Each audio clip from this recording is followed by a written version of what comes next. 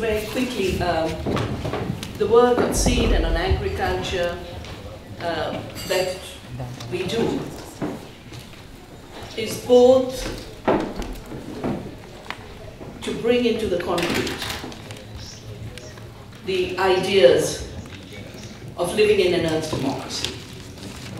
For us, rights of nature is not something that's emerged today. It's the very basis of thinking of any culture that has survived over centuries. Yeah, they wouldn't be here if they didn't think that way. Anyone who's exploited the survival base in nature has gone. They're not here.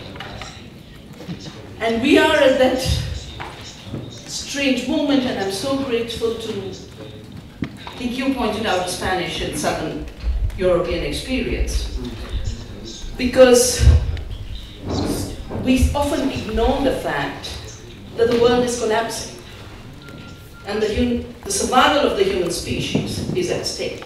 Yes. If we carry on the model.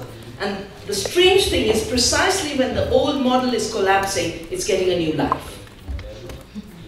And that's the challenge we face everywhere. The brutality, the militarization, the criminalization is a desperation to hang on for a little longer. Yes.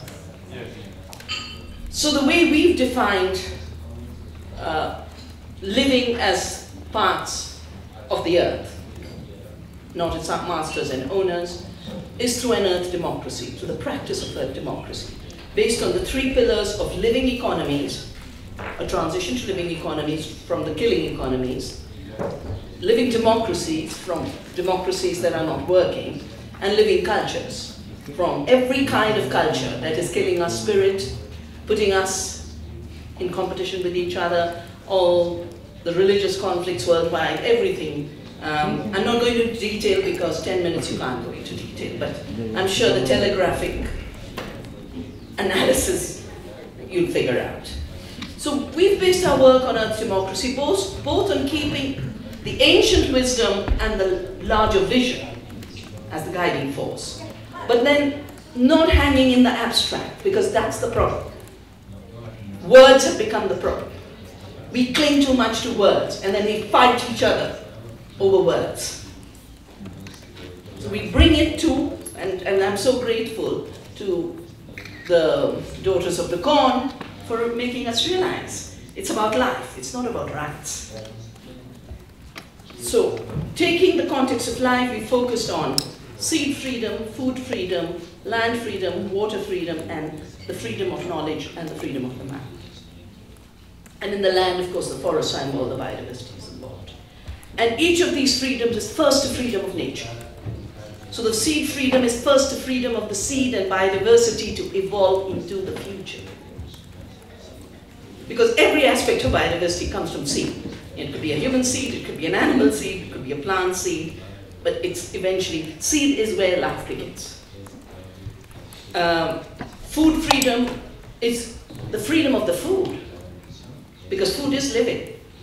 In our cosmology, food is the creator. And everything is expressed through food. And of course, that's the web of life. And you can do the science of it in terms of nutrient cycles. So what I started this work '84 with the Bhopal disaster and the Punjab crisis, but it got accelerated in '87 because it happened to be at a meeting where the biotech industry laid its plan, and its plan was based on GMOs for owning life. There'd been other property, Randy pointed out about property, but this was a whole new property in life. Property in the rejuvenation of life, property in the reproduction of life. And I won't spend time, I don't have it, but just look at the cases. Look at Bauman versus Monsanto last year, where the Supreme Court ruled that, of United States ruled, that no matter how far down a seed has become grain, that too is owned by Monsanto. You can eat it, but you can't grow it. This farmer never bought seed from Monsanto, he bought it from a grain elevator. But why were they doing GMOs? They said it very clearly, to own life, because they couldn't suddenly say we own the seed. It's our intellectual property. And for this, they needed free trade treaties. That time it was GATT, which became WTO, and the Trade-Related Intellectual Property Rights Agreement of WTO is the takeover of life on Earth. because we had movements. I started that day to start saving seeds, 87. Movements grew everywhere. We worked internationally in solidarity, but concretely in our places, with the clear responsibility that that particular seed had to be saved. Most of the world is, contrary to the propaganda, still GMO-free.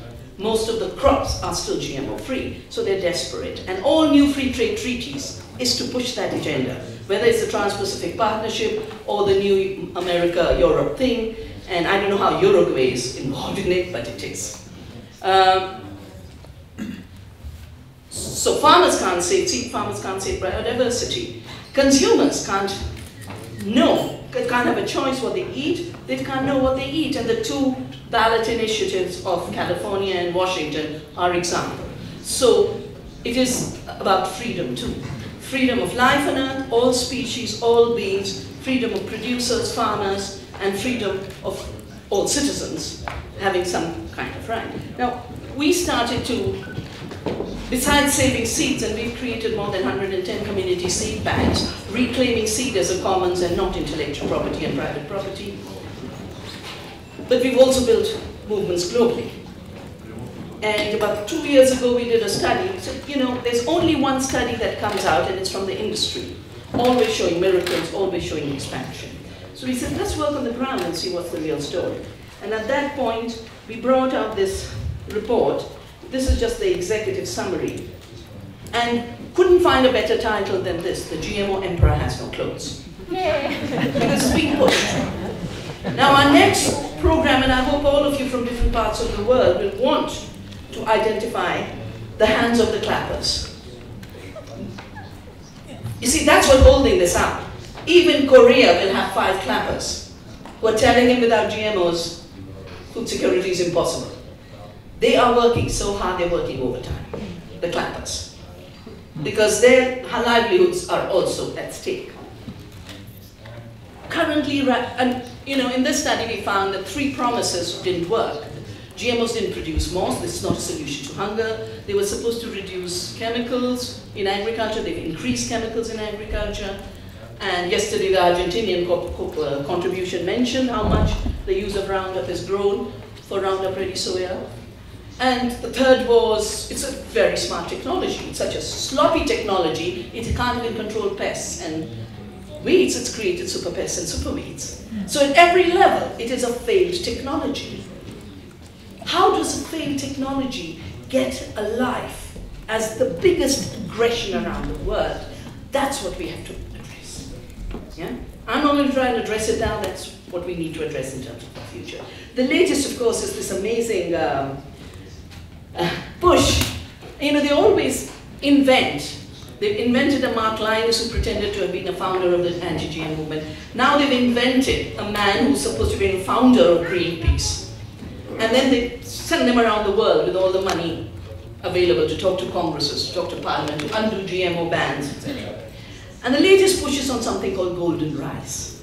It's going to solve the problem of vitamin A deficiency. And it holds the new generation of biofortification that we need to leave the fate of our food in the hands of these corporations because only their technologies can solve it.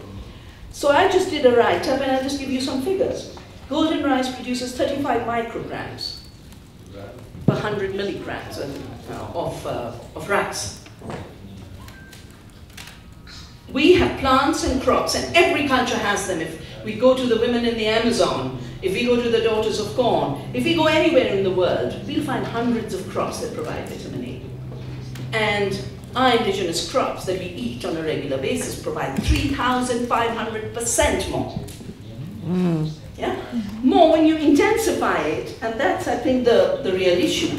What we found is industrial monocultures are actually highly unproductive when you look at the production of nutrition. So we started to measure the health per acre, the nutrition per acre. Just in vitamin A, we can produce 10,000% more than golden rice per acre. And in any aspect of food, if you start doing the homework, start talking to the grandmothers, if you start talking to the indigenous people, we realize that what we have is very sophisticated farming systems based on biodiversity being trashed by a highly crude system which is based on war, because every agrichemical comes from the war. Every agrichemical is a war chemical. And so it's about knowledge too. The other one, that Bill Gates is very fond of all of this, and he's pushing in Africa. But in Australia, this is work for you. Yeah? So there's a Mr. Dale he's financing, and then he's getting our government to finance an Australian scientist. And they want to put iron into banana. And banana has 0.44 milligrams iron. It has lots of other stuff, but not iron. And they want to double it and triple it. And again, it'll be 7,000% inferior to other sources of iron. And everywhere it's a spoof. Everywhere it's a myth. And we need to start being able to address this from all the knowledges we have in all our conditions. The Global Citizens Campaign that we started is basically trying to articulate the law of the seed as guided from the seed. On the one hand, you have patent law that's saying you can't save seed, it's the property of the corporations. But because they didn't win that game fully, they now are making all local indigenous seed illegal through new seed laws. Compulsory registration as well as UPOF, all based on uniformity. Uniformity becomes the imposition. Diversity becomes illegal. So what we've written, and this is available from the Navdanya website, even the Emperor's report is on the Navdanya website. We wrote a law of the seed. We brought together the top scientists who worked on protecting biodiversity. The person who headed the FAO, Plant Genetic Resources Division. Ceccarelli, who was the best plant breeder at ICARDA. And the lawyers have been fighting these cases of piracy, like the neem case and the basmati, all of this patenting. And we just said, how does seed really work? It works on diversity. It works on resilience. It works on quality and nutrition. It doesn't work on uniformity. It's just the wrong model. So if you take the guidance from the seed to write the law of the seed, it's a very different kind of law. And this law is now being used by groups and movements and parliaments everywhere to counter the claims of why there must be seed laws that ban diversity and ban seed in farmers' hands and ban all local seed, which makes all agriculture that's ecological impossible. They want to kill ecological alternatives through controlling the seed. And that's right in front of us. Yeah? Everything's on our side. Nature's on our side, yes. Knowledge is on our side, yes. Our practice is on our side, and I think it's time to stop being helpless and defensive.